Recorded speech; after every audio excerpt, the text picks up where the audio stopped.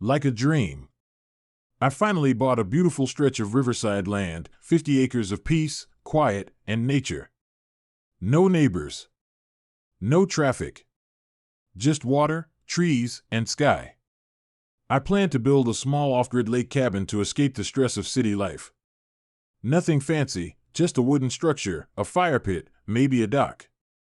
But 3 days into construction, a white SUV pulled up. Out came a clipboard-wielding woman with the classic Karen haircut. "This property falls under the jurisdiction of the Riverbend Lakes HOA," she declared. "You can't build anything here without HOA board approval." I calmly responded, "I bought this land outright. It's private and not in your HOA zone." But she wouldn't listen. She snapped pictures, barked threats, and stormed off. The next day, 2 sheriff's deputies arrived.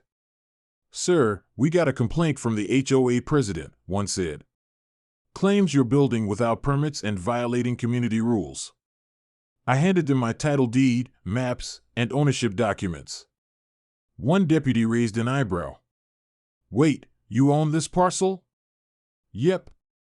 And not just this lot, I own the entire bend of the river including both shores. This land was never annexed by any HOA. It's been private for generations." The other officer smirked. "Well then, carry on, sir. Sorry for the interruption." I thought it was over, but Karen came back, furious that the law wasn't on her side. She accused me of ruining the community view, demanded I take down my cabin, and even threatened to sue. But here's the kicker. Not only do I own the land in River Bend, but I also found historical water rights tied to my property. That means I legally control access and flow rights across the stretch of river behind their subdivision.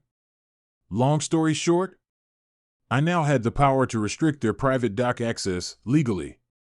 Once word got out that I owned the entire river bend and could build freely, the HOA went silent. Karen disappeared. The neighbors? They started being very friendly. Now I enjoy my peaceful lake cabin, morning coffee by the water, and the occasional kayak paddle on my river. Know your rights before you throw around authority. Because sometimes, the person you're trying to control already owns the land and the water beneath your feet. Bellhop bell, like, subscribe, and hit the bell for more real-life stories with a twist.